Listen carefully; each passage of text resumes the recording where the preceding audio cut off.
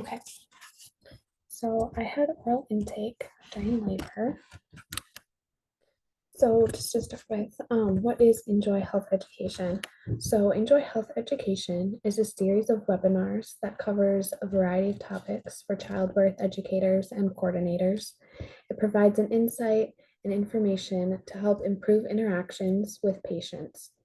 Enjoy Health Education helps to empower healthcare workers with prenatal education that covers pregnancy, labor, childbirth, breastfeeding, baby care, postpartum discharge, early childhood development, and parenting.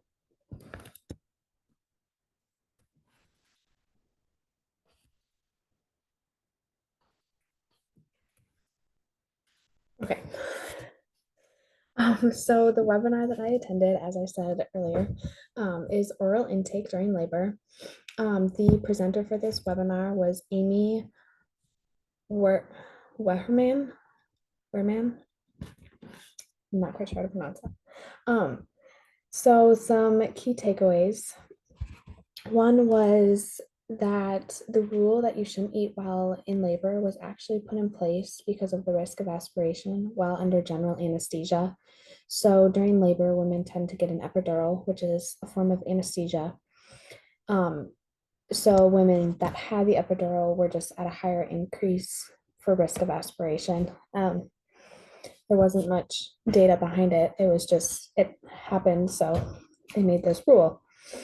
Um, some negative consequences of oral intake during labor can lead to ketosis, hyponatremia, and maternal stress. So, actually, consuming some calories while in labor can actually benefit the mother, and it just gives them the extra energy because labor tends to be so long. So, not eating through that entire period, and the mother not being able to rest very often either, just really depletes their energy. So, actually, consuming some intake of some form can be beneficial for the mother. Another key takeaway was that most women who eat something close to when they actually give birth in the last stages of labor, so near where they actually begin to push, actually end up puking up the food. So just knowing when the best time is for the mother to actually consume any food should they want to.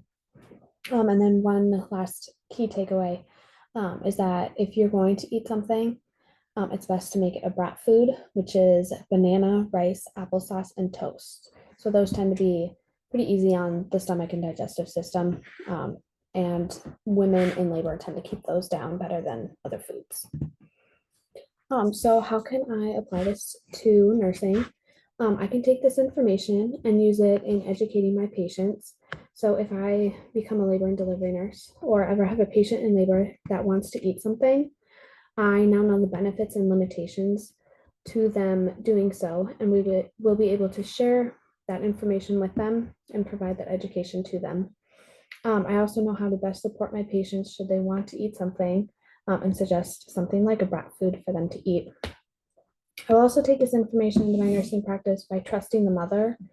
So if the mother thinks and believes that she can eat something and wants to, I can trust that with my education that she will be able to eat something, and just make sure that she knows the benefits and the risks to her consuming food while in labor.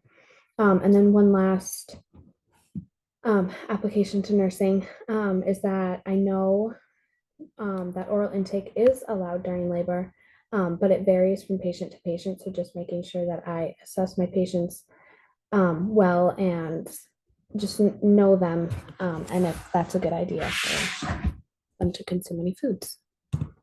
And that's my resource. Thanks.